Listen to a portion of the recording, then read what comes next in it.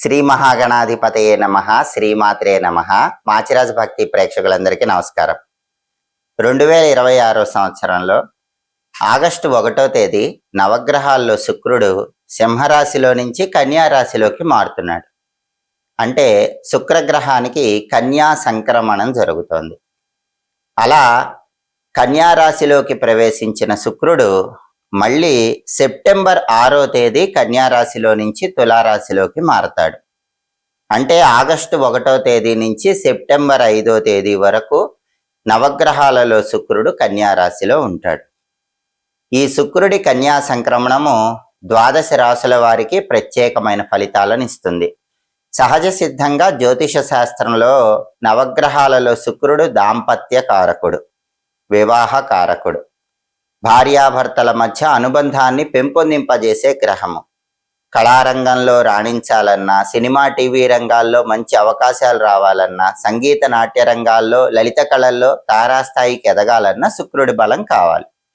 అలాగే అందానికి సంబంధించిన వ్యాపారాలు, టెక్స్టైల్, లేడీస్ ఎంపోరియం, బొటిక్ లాంటి వ్యాపారాలు, కాస్మెటిక్స్ బిజినెస్, వీటిల్లో లాభాలు రావాలన్నా శుక్రుడి అనుగ్రహం ఉండాలి. శుక్రుడు యోగిస్తే రాజయోగం కలిగి విశేషమైన ధనలాభం కలుగుతుంది. అటువంటి శుక్రుడు సింహరాశిలో నుంచి కన్యా రాశిలోకి మారటం అనేది 12 రాశుల మీద ఎలాంటి ప్రభావాన్ని కలిగింపజేస్తుందో ఈ వీడియోలో మనం తెలుసుకుందాం. తదుపరి మీనరాశి. మీనరాశి వాళ్ళకి ఆగస్టు 1వ తేదీ శుక్రుడు కన్యా రాశిలోకి ప్రవేశించగానే మీనరాశి నుంచి లెక్కబెట్టినప్పుడు మీనం, మేషం, వృషభం, మిథునం, కర్కాటకం, సింహం, కన్య. శుక్రుడి సంచారంలో మార్పు జరిగిన కన్యా రాశి 7వ రాశి అవుతుంది.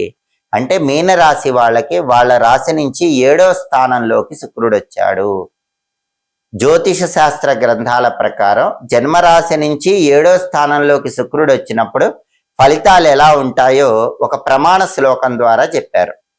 ఆ ప్రమాణ శ్లోకాన్ని పరిశీలిస్తే 7వ స్థానంలో ఉన్నటువంటి శుక్రుడు మీనరాశి వాళ్ళకి ఎలాంటి ఫలితాలు ఇస్తాడంటే, తాపః కోపః సదా భీతి సర్వదా క్లేశ జీవనం స్త్రీజాడ్యం మేహరోగాది భృంగౌ సప్తమగే ఫలం అంటూ శాస్త్రంలో ఒక శ్లోకం చెప్పారు.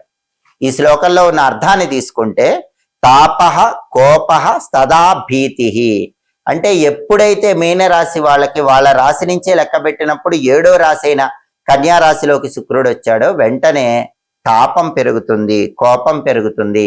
తదా భీతి అంటే ఎప్పుడు కూడా ఒక భయాందోళనకు లోనవుతూ ఉంటారని ఈ ప్రమాణ శ్లోకం మనకు చెప్తోంది. 7వ స్థానంలో శుక్రుడు కోపాన్ని, భయాన్ని ఇస్తాడు కాబట్టి సాధ్యమైనంత వరకు మీనరాశి వాళ్ళు కోపానికి దూరంగా ఉండే ప్రయత్నం చేయండి, భయానికి కూడా దూరంగా ఉండే ప్రయత్నం చేయండి. సర్వదా క్లేశ జీవనం, క్లేశం అంటే కష్టాలని అర్థం. సర్వదా క్లేశ జీవనం అంటే మీనరాశి వాళ్ళు ఎప్పుడు కూడా కష్టంతోనే విజయం సాధించేలాగా 7వ స్థానంలో శుక్రుడు ఫలితం ఇస్తాడని శ్లోకం చెప్తుంది. అంటే సులభంగా ఫలితం రాదు. సర్వదా క్లేశ జీవనం, క్లేశం అంటే కష్టం కాబట్టి కష్టాలతో కూడినటువంటి జీవితాన్ని ఇస్తాడు. అలాగే స్త్రీజాడ్యం మేహరోగాది అంటే అర్థం ఏంటంటే, స్త్రీల యొక్క శాపము అనేటటువంటిది కలిగే అవకాశం ఎక్కువగా ఉంది కాబట్టి స్త్రీలతో జాగ్రత్తగా వ్యవహరించాలి. అంటే మీనరాశి పురుషులైతే స్త్రీలతో జాగ్రత్తగా వ్యవహరించాలి, మీనరాశి స్త్రీలైతే ఇతర స్త్రీలతో జాగ్రత్తగా వ్యవహరించాలి. అందుకే స్త్రీజాడ్యం అంటూ ఇక్కడ చెప్పారు. అలాగే స్త్రీజాడ్యం అంటే ఇంకొక అర్థం కూడా తీసుకోవాలి. అదేంటంటే జీవిత భాగస్వామికి అనారోగ్యం అనే అర్థం కూడా తీసుకోవాలి. స్త్రీజాడ్యం అంటే మీనరాశి పురుషులైతే వాళ్ళ భార్యకు, మీనరాశి స్త్రీలైతే వాళ్ళ భర్తకు అనారోగ్యాన్ని 7వ స్థానంలో ఉన్న శుక్రుడు కలిగింపజేస్తాడు. అలాగే మేహరోగం, మేహరోగం అంటే మధుమేహం లాంటి వ్యాధులు వచ్చే అవకాశం కూడా ఉంటుంది కాబట్టి ఆరోగ్యపరమైన జాగ్రత్తలు తీసుకోవాలి. భృంగౌ సప్తమగే ఫలం, 7వ స్థానంలో ఉన్నటువంటి శుక్రుడు ప్రధానంగా ఈ రకమైనటువంటి ఫలితాలను మీనరాశి వాళ్ళకు కలిగింపజేస్తాడు. కొద్దిగా కష్టపరమైనటువంటి జీవితాన్నే కలిగింపజేస్తాడు. కాబట్టి ప్రధానంగా ఆగస్టు 1వ తేదీ నుంచి సెప్టెంబర్ 5వ తేదీ వరకు కన్యా రాశిలో ఉన్నటువంటి శుక్రుడు అంటే మీనరాశి వాళ్ళకి 7వ స్థానంలో ఉన్నాడు కాబట్టి 7వ స్థానంలో ఉన్న శుక్రుడు మీనరాశి వాళ్ళకి మనస్తాపాన్ని ఇస్తాడు, కోపాన్ని ఇస్తాడు, సదా భయాన్ని ఇస్తాడు, ఎప్పుడు ఏదో ఒక మనోవిచారం ఉండేలాగా చేస్తాడు, జీవిత భాగస్వామికి అనారోగ్యాన్ని కలిగింపజేస్తూ ఉంటాడు, మధుమేహం లాంటి వ్యాధులు ఇస్తూ ఉంటాడు, కష్టసాధ్యమైనటువంటి జీవితాన్ని ఇస్తాడు అని ఈ ప్రమాణ శ్లోకం మనకు చెప్తోంది. కాబట్టి ఇటువంటి కష్టాలు ఏవి కూడా ఆగస్టు 1 నుంచి సెప్టెంబర్ 5 వరకు ఉండకుండా ఉండాలంటే ఏం చేయాలి? శుక్రుడికి సంబంధించినటువంటి శక్తివంతమైన పరిహారాలన్నీ కూడా మీనరాశి వాళ్ళు చేసుకోవాలి. అప్పుడు 7వ స్థానంలో శుక్రుడిచ్చే వ్యతిరేక ఫలితాలు తగ్గింపజేసుకొని అనుకూల ఫలితాలు అందిపుచ్చుకోవచ్చు. ఆగస్టు 1వ తేదీ నవగ్రహాలలో శుక్రుడు సింహరాశి నుంచి కన్యారాశిలోకి మారగానే, శుక్రుడి కన్యా సంక్రమణం జరగగానే, ఈ శుక్రుడి కన్యా సంక్రమణం 12 రాశులలో కొన్ని రాశులకు అనుకూల ఫలితాలు ఇస్తుంది, కొన్ని రాశులకు వ్యతిరేక ఫలితాలు ఇస్తుంది. మళ్ళీ శుక్రుడు సెప్టెంబర్ 6వ తేదీ కన్య నుంచి తులకి మారతాడు. అంటే ఆగస్టు 1 నుంచి సెప్టెంబర్ 5 వరకు కూడా కన్యా రాశిలో ఉన్నటువంటి శుక్రుడు 12 రాశుల వాళ్ళకి ప్రత్యేకమైన ఫలితాలు ఇస్తాడు.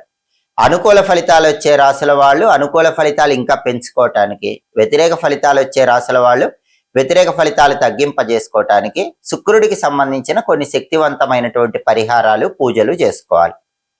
నవగ్రహాలలో శుక్రుడికి అలసందలు, బొబ్బర్లు అంటే చాలా ఇష్టమని జ్యోతిష శాస్త్ర గ్రంథాల్లో చెప్పారు. కాబట్టి ఆగస్టు 1 నుంచి సెప్టెంబర్ 5 మధ్యలో వచ్చే శుక్రవారాలు ఎప్పుడైనా సరే అలసందలు నానబెట్టినవి గోమాత కొన్ని ఆహారంగా తినిపించండి. మీకు దగ్గరలో గోవులు అందుబాటులో లేకపోతే దగ్గరలో ఉన్న దేవాలయానికి వెళ్ళి శుక్రవారం శుక్రహోరా కాలం అని ఉంటుంది. అంటే ఉదయం 6 నుంచి 7 మధ్యలో, మధ్యాహ్నం 1 నుంచి 2 మధ్యలో, రాత్రి 8 నుంచి 9 మధ్యలో శుక్రహోరా కాలం ఉంటుంది. ఆ శుక్రహోరా కాలం ఉన్న సమయంలో 1.25 కేజీ అలసందలు అంటే బొబ్బర్లు, శుక్రుడికి ఇష్టమైన రంగు తెలుపు రంగు కాబట్టి తెల్లటి వస్త్రంలో మూటగట్టి అక్కడ దేవాలయంలో బ్రాహ్మణులకు, పండితులకు దానం ఇచ్చుకోండి. అప్పుడు శుక్రుడు అనుకూల ఫలితాలు ఇస్తుంటే అవి రెట్టింపు అవుతాయి, వ్యతిరేక ఫలితాలు ఇస్తే తగ్గిపోతాయి. కాబట్టి శుక్రగ్రహానికి ప్రీతికరమైన ఈ అలసందలు, బొబ్బర్లు నానబెట్టి ఆవుకైనా తినిపించండి, లేదా పంతులు గారికి దానమైనా ఇవ్వండి. ఈ సమయంలో వచ్చే శుక్రవారాలు ఈ పరిహారం చేసుకోవాలి. అలాగే శుక్రుడికి ప్రీతికరమైన స్నానాన్ని కూడా జ్యోతిష శాస్త్ర గ్రంథాల్లో చెప్పారు. నవగ్రహాలలో శుక్రుడికి సుగంధ ద్రవ్యాలు అంటే ప్రీతిపాత్రము అని ప్రామాణిక జ్యోతిష గ్రంథాలన్నింటిలో కూడా చెప్పారు. కాబట్టి శుక్రవారాలు స్నానం చేసే నీళ్లలో కొద్దిగా పన్నీరు కలుపుకొని స్నానం చేయండి. సెంట్ కొద్దిగా నీళ్లలో వేసుకొని ఆ నీళ్లతో స్నానం చేస్తే శుక్రుడి అనుగ్రహం కలుగుతుంది. అలాగే శుక్రుడికి కుంకుమ పువ్వు అంటే కూడా చాలా ఇష్టం. కుంకుమ పువ్వు పొడి కొద్దిగా స్నానం చేసే నీళ్లలో కలుపుకొని ఆ నీళ్లతో స్నానం చేస్తే అనుకూల ఫలితాలు వస్తాయి. అదేవిధంగా శుక్రవారం ఉపవాసం ఉంటే కూడా శుక్రుడు అనుగ్రహిస్తాడు. అంటే ఆగస్టు 1 నుంచి సెప్టెంబర్ 5 మధ్యలో వచ్చే శుక్రవారాలు ఏదో ఒక శుక్రవారం ఉపవాసం ఉండండి. అంటే పగలు ఉపవాసం ఉండి పాలు పళ్ళు స్వీకరిస్తూ రాత్రికి పాలతో చేసిన పాయసం తినండి. శుక్రుడికి పాలతో చేసిన పాయసము లేదా క్షీర అన్నము ఇది చాలా ప్రీతికరం. కాబట్టి పగలు ఉపవాసం ఉండి రాత్రికి పాలతో చేసిన పాయసం తింటే కూడా శుక్రుడి అనుగ్రహం కలుగుతుంది. అదేవిధంగా నవగ్రహాలలో శుక్రుడికి అధిష్టాన దైవం రాజరాజేశ్వరి అమ్మవారు అంటే లలిత అమ్మవారు. ఎప్పుడైనా సరే శుక్రుడు యోగించాలంటే లలిత అమ్మవారిని పూజించాలి అని జ్యోతిష శాస్త్రంలో చెప్పారు. అందుకే ఆగస్టు 1 నుంచి సెప్టెంబర్ 5 మధ్యలో వచ్చే శుక్రవారాలు లలితా సహస్రనామ స్తోత్రాన్ని చదవటం కానీ వినటం కానీ చెయ్యండి. లలిత అమ్మవారికి కుంకుమార్చన చేసుకోండి. ఇంట్లో శ్రీచక్రం ఉన్న వాళ్ళు శ్రీచక్రాన్ని కుంకుమార్చన చేసుకోండి. మరి ఈ పూజలు చేయలేని వాళ్ళు ఏం చేయాలి?